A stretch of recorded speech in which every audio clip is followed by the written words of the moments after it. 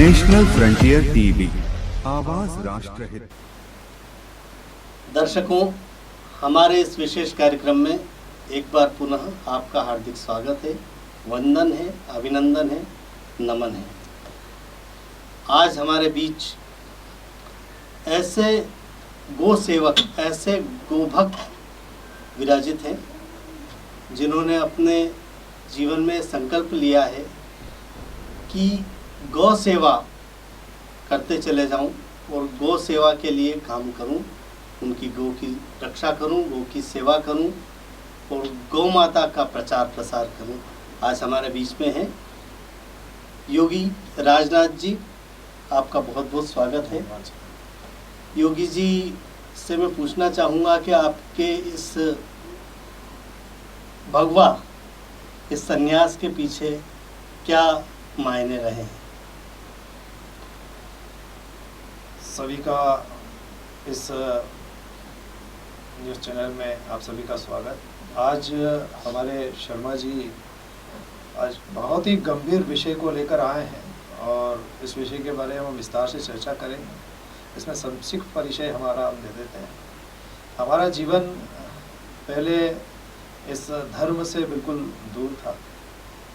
परिवार में संस्कार शुरू से धार्मिक रहे और धार्मिक विचारधारा से शुरू से जुड़े भी रहे हैं। कई हिंदू संगठनों के लिए कार्य भी किए हैं, लेकिन एक जो आध्यात्म की दुनिया होती है, इस दुनिया से हम काफ़ी दूर थे, क्योंकि हमारे जो भारतीय संस्कृति और सभ्यता कहीं न कहीं हमारे परिवार से दूर होती जा रही है। और इसका मुख्य कारण है आधुनिकता हमारे घर में घुस चुकी है और हमारी शिक्षा में घुस चुकी है और उस राष्ट्र का और उस देश का पतन तय है जहाँ विदेशी सभ्यता और संस्कृति उस परिवार में अगर घुस गई है तो उस राष्ट्र का पतन तय है।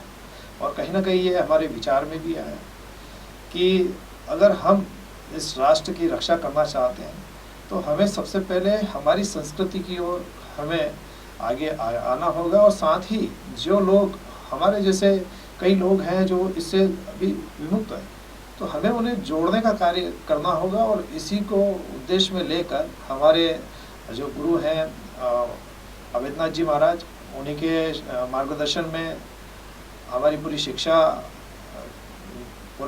आगे बढ़ी और उन्हीं के साथ आज मैं उन्हीं की विचारधारा को लेकर आगे चल रहा हूँ। और नाथ संप्रदाय विश्व की एक ऐसी संप्रदाय है जिसने जब जब पृथ्वी पर कुछ भी दुराचार या संस्कृति या संस्कार या किसी के प्रति अगर कुछ भी प्रहार हुआ उस पर, तो उसकी रक्षा के लिए हमेशा गोरक्षनाथ भगवान की जो संप्रदाय है, नाथ संप्रदाय, वो हमेशा आगे आई है। और मैं एक छोटा सा सनातन धर्म का प्रहरी हूँ और मैं उसी सनातन। मैं बीच में आपको रोककर ये पूछना चाहूँगा कि अभी जो गौ माता की स्थिति है, आज गौ माता का बहुत ज़्यादा शास्त्रों में महिमा मंडन है। गौ माता का बड़ा महत्व है। माता कहते हैं, राष्ट्रीय पशु मानते हैं, राष्ट्रीय पशु घोषित कर रखा है। लेकिन कहीं न कहीं ऐसा नहीं लगता है कि आज गौ माता की उपेक्षा हो रही है, जबकि इतने सारे हिंदू संगठन और इतना दावा करने वाले हिंदू संगठन हैं, लेकिन उसके बावजूद भी आज ये स्थिति आकर के कहाँ से खड़ी हो गई कि लंपी वायरस आज गौ माता के ऊपर संकट बन करके खड़ा हो चुका है। क्या कहना चाहेंगे आप? यह जो बीमारी है, यह बीमारी जिस प्रकार कोरोना आया था 100 साल में, उसी प्रकार की ये महामारी है और यह भी लगभग 100 वर्ष बाद वापस भारत में आई है। और ये मनुष्य के साथ अभी मनुष्य पे प्रहार हुआ है और अभी जो ये प्रहार हो रहा है ये जानवरों पे प्रहार हो रहा है। और गौ माता को हम जानवर के रूप में भारत में नहीं देखते। गौ माता हमारी माता है क्योंकि वह जीवनदायिनी है। और गौ माता ही एक ऐसा पशु है जो ऑक्सीजन ग्रहण कर शुद्ध कार्बन डाइऑक्साइड ग्रहण कर ऑक्सीजन छोड़ता है। और उसके साथ साथ उसके वातावरण में जितने भी लोग उसके साथ में रहते हैं, वो कहीं ना कहीं बीमारियों को दूर करने वाला एक अमृत उनके पास, जिसको गौमूत्र या गोबर जो भी है औषधि के रूप में होती है और मनुष्य के लिए जीवनदायिनी होता है। लेकिन आज बड़ी विडंबना है कि आज हमारी गौ माता पर इतनी बड़ी विपदा टूट पड़ी है। साथ ही मैं अनुरोध करना चाहता हूँ भारत की समस्त सरकारों से, चाहे वो किसी भी पार्टी की हो, लेकिन उनका ये कर्तव्य है कि हमारी जो गौ माता है उनकी रक्षा करने का और हमारे जो संस्कृति और सभ्यता को जीवित रखने का और हमारे जो मनुष्य जीवन को जो जीवन दायिनी देने वाली गौ माता है उस माता की रक्षा करने का सभी को संकल्प लेना चाहिए। क्योंकि आज आपने राजस्थान में देखा होगा हजारों की संख्या में गौ माताओं को दफनाया जा रहा है। मध्य प्रदेश में भी ये स्थिति बन रही है। साथ में ऐसे कई 13 से 14 राज्य हो गए जहाँ महामारी फैल चुकी है और इस महामारी को रोकने के लिए सरकार को कड़े कदम उठाना चाहिए। यहाँ तक कि हमारे जो माननीय प्रधानमंत्री हैं नरेंद्र मोदी जी, उनको भी इस विषय में संज्ञान में लेकर इसके लिए टीकाकरण इसका बढ़ाना चाहिए, क्योंकि इसका टीका बन चुका है और हरियाणा और उत्तर प्रदेश में इसका बहुत ही अल्प मात्रा में इसका टीकाकरण हो रहा है। और इसका टीकाकरण जिस प्रकार कोरोना का टीकाकरण बिल्कुल जन जागृति से हुआ था, वैसी ही जन जागृति से इसका टीकाकरण गौ माता का लंपी का होना चाहिए। साथ ही इसमें बहुत सारी हमारी आयुर्वेदिक औषधियाँ हैं जिसके माध्यम से हम काफ़ी हद तक ये लंपी रोग से हमारी गौ माता की रक्षा कर सकते हैं और हमारे पशुधन को बचा सकते हैं।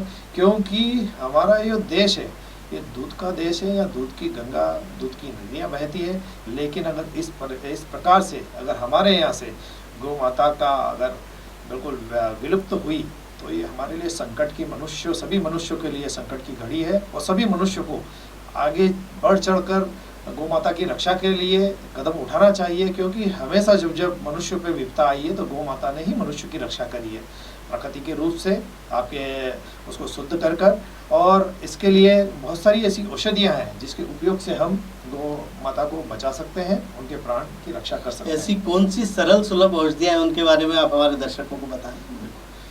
सबसे पहले इसकी औषधि है रख रखाव, जिसमें स्वच्छता साफ सफाई होना अति आवश्यक है। क्योंकि जब ये लंपी रोग फैलता है तो जीव जंतु मच्छर और मक्खियों के माध्यम से एक पशु से दूसरे पशु में फैलता है, संक्रमित करता है, एक पशु से दूसरे पशु में फैलता है। और जहाँ भी अगर वो ग्रसित हैं गौ माता हमारी लंपी रोग से, तो उस गौ माता को एक अलग स्थान पर रखकर वहाँ पर अपनी धुआं करना चाहिए ताकि वहाँ मच्छर वगैरह ना हो। वहाँ पर अपने को पेट्रोल वगैरह का छिड़काव या किसी भी ऐसी वस्तु का जिससे जीव जंतु वहाँ नहीं आए।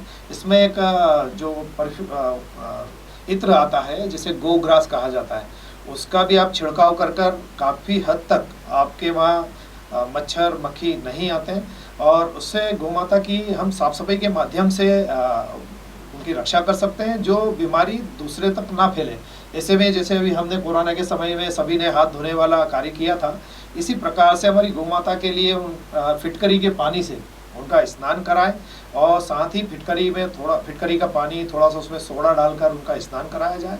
और उसके बाद जब अगर उस ग्रसित हो चुकी है गौ माता तो उन्हें गठाने निकलती हैं और उसमें से फिर गठाने होकर वो फूटती हैं, उसमें से पस निकलता है, मवाद बहता है। तो उसकी रोकथाम के लिए बहुत सारी हमारी औषधियाँ हैं जिससे हम उन्हें बचा सकते हैं। एक औषधि हमारा सीताफल वो हर मौसम में आपको सीताफल मिलता है। उसके पत्ते जो आते हैं उसके पत्ते का पीस कर लेप लगाकर वो आप लगा सकते हैं, उससे बहुत आराम मिलेगा। साथ ही आपका खोपरे का तेल और उसमें कपूर यह भी मिलाकर आप घाव पर लगा सकते हैं। अच्छा, एक बहुत अच्छी बात यह है कि यह रोग मनुष्य में नहीं फैल रहा है, तो यह कहीं ना कहीं मनुष्य के लिए उनकी सेवा करने के लिए किसी प्रकार का डर नहीं है कि मनुष्य को उसकी सेवा करने मनुष्य संक्रमित नहीं हो जाए। हाँ, उसका डर उसको नहीं होगा, ना उसको ये रोग लगेगा। इस प्रकार वो गौ माता की जो ऊपरी सेवा तो इस प्रकार से कर सकते हैं और अंदरूनी सेवा के लिए बहुत सारी औषधियाँ हैं, वो औषधियों का उपयोग करके वो गौ माता को बचा सकते हैं।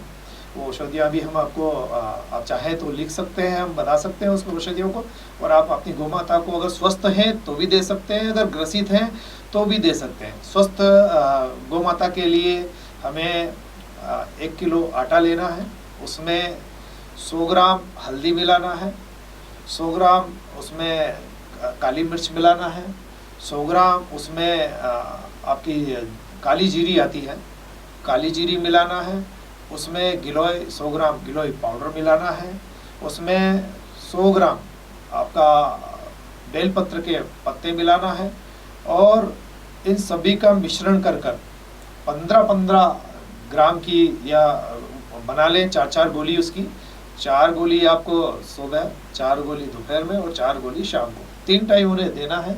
और साथ ही आप उन्हें पीपल के पत्ते और बड़ के पत्ते और सीताफल के पत्ते और गिलोय के पत्ते, चारों पत्ते बराबर की मात्रा में मिला के उन्हें सुबह शाम दोनों टाइम खिलाना है। और इससे उनका अंदर की रोग प्रतिरोधक क्षमता बढ़ेगी, जिससे वो लंपी रोग से लड़ सकेंगे। साथ में जो हमारी जो डॉक्टर, वेटनरी डॉक्टर द्वारा जो इंजेक्शन और जो लग रहे हैं वो भी आपको करवाना है। और क्योंकि यह जो बीमारी है यह 1 दिन से लेके 21 दिन तक का इसका पीरियड रहता है, इसका सर्कल चलता है, चक्र रहता है। और ये चक्र 21 दिन के बाद कहीं जाकर टूटता है। जब तक हमें गौ माता की सेवा करना है, क्योंकि गौ माता हमारे लिए माँ के समान है। जब हमने तो ऐसे उदाहरण देखे हैं कि कई बच्चों को जब जिनकी माताएं शांत हो जाती हैं तो उन बच्चों को गौ माता का दूध पिलाकर ही बड़ा किया जाता है। और कई ऐसे हमारे देखने में, कई आज हमारे छात्र भी ऐसे हैं जो गौ माता का दूध पीकर ही बड़े हुए हैं। तो इसे पशु ना समझकर इसे मनुष्य के जो भाव प्रकट होते हैं कि ये हमारे लिए जीवनदायिनी है और जीवनदायिनी की रक्षा करना हम सभी का कर्तव्य है। और हम सभी का कर्तव्य के साथ साथ हम सभी मानव जीवन के लिए ये उदाहरण बने। और ये विपदा जो आई है, इस विपदा से निपटने के लिए सभी एक होकर आप सहयोग करें। और हर एक घर वालों से मैं निवेदन करना चाहता हूँ कि आप जीवन में कहीं जाकर आप चारा खिलाते हैं, अभी श्राद्ध पक्ष चल रहा है, आपके लिए सेवा का सबसे अच्छा मौका है कि आप उसका मिश्रण के गोली आटे में रखकर, गुड़ के साथ रखकर गौ माता को खिलाएं, ताकि हमारी गौ माता के प्राण बच सकें और हम हमारी संस्कृति को बचा सकें। क्योंकि हमारे यहाँ जब भी पूजा पाठ की शुरुआत होती है तो गोबर के लीपन से ही हम शुरुआत करते हैं। और हम इसलिए करते हैं क्योंकि हमारा जो है सनातन धर्म हमें शुरू से एक ही चीज़ सिखाता है, एक समभाव से जीना, सबका संरक्षण करना। और हमारा सनातन धर्म संरक्षण के लिए ही बना है। और ऐसा विश्व में एकमात्र धर्म है जो सबके संरक्षण के लिए हो, और सनातन धर्म। बहुत बहुत धन्यवाद। चलते चलते आप क्या संदेश देना चाहेंगे गौ माता की सेवा के लिए? संक्षेप में आप वो संक्षेप में वो संदेश प्रसारित कीजिए, बताइए। गौ माता के लिए हमारा यही संदेश है कि आपने जीवन में किसी भी अपने उपलक्ष्य में, मान लो आपके वैवाहिक की वर्षगांठ हुई, या आपके जन्म दिवस हुआ, या आपके यहाँ कोई मुंडन हुआ है, जो संस्कार हुआ, या आपके शुभ कार्य हुआ है, कोई भी शुभ कार्य हुआ, या उस शुभ कार्य का फल आपको जब तक नहीं मिलता, जब तक आप गौ माता की सेवा नहीं करते, जब तक आप गोदान नहीं करते, और जब तक आप गौ माता का गोमूत्र अपने घर पर छिड़कते नहीं, उसकी शुरुआत उससे होती है। और मैं आपसे यही निवेदन करना चाहता हूँ कि आप अपने परिवार की रक्षा के लिए, आने वाले वंश की रक्षा के लिए गौ माता की रक्षा करें, ताकि हमारा सनातन धर्म रहे, ये सभी मानव जीवन रहे। और मानव जीवन तभी मानव है जब ये प्रकृति की ओर अग्रसर हो, प्रकृति के बारे में विचार करें, जिसमें जीव जंतु पशु पक्षी सब आ गए, 5 तत्व आ गए। और 5 तत्व के लिए जो विचार करता है वही सनातन धर्म का मनुष्य है, उसे ही मानव कहा जाता है। और इसी वाणी को मैं यही विराम देता हूँ। बहुत बहुत धन्यवाद आपका। तो ये थे महंत राजनाथ जी योगी, जिन्होंने गौ माता के बारे में कहा जाता है, हमने शास्त्रों में पढ़ा हुआ है, गौ को माता क्यों कहते हैं? गाय के पूरे शरीर में सारे देवता विद्यमान हैं, उनके खुर से लगा के उनके सींग तक सब में देवी देवता समाहित है। ऐसे गौ माता को हम प्रणाम करते हुए निवेदन करते हैं कि गौ माता की सेवा करें। आपके आने का बहुत बहुत धन्यवाद।